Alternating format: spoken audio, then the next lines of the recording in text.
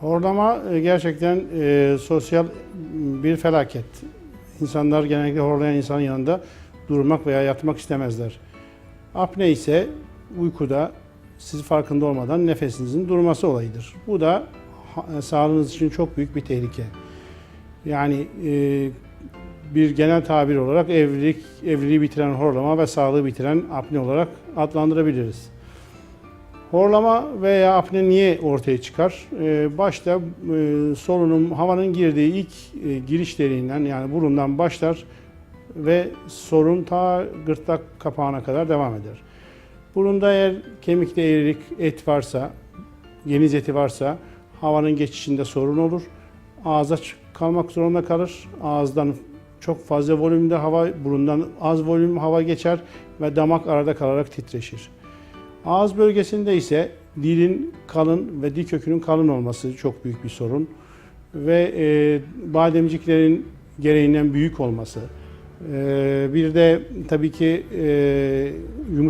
yumuşak damağın sarkık, ufak dilin gereğinden fazla büyük olması. Bunlar da ağızdan hava girişi kapısını daraltır. Ağızdan kapı girişi daraldığı zaman gene hava geçişinde karşı bir direnç oluşur. Bu da bizi büyük bir horlama sesle sesli solunuma veya nefesimizin durmasına götürür. Daha alt kısımlara indiğimiz zaman da yutağın kasları vardır. Yutağın kasları da bazen uykuda tıkanır ve spazma uğrar, kollebe olur, çöker ve solunumun böylece durmasına neden olur. Tabii ki bir de kiloların, düzensiz beslenmenin ve düzensiz uykunun horlamaya etkisi büyük. Horlamanın ağırlığını, uyku apnesinin ağırlığını tespit etmekte önce hastaya refakat eden insana soruyoruz. Nedir durumu, horlaması nasıl, uykudaki nefes durma düzeyi nedir, hasta uykudan sıçrıyor mu? Bunlar şahit olan birisi bize evet böyle bir durum var dediği zaman biz uyku laboratuvarına hastayı gönderiyoruz. Uyku laboratuvarında hasta inceleniyor. Basit horlama, hafif, orta ve ağır apne olarak ayrılıyor.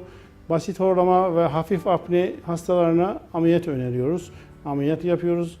Diğer hastalarda CPAP denilen bir cihazla yaşamaya mahkum bırakılıyor.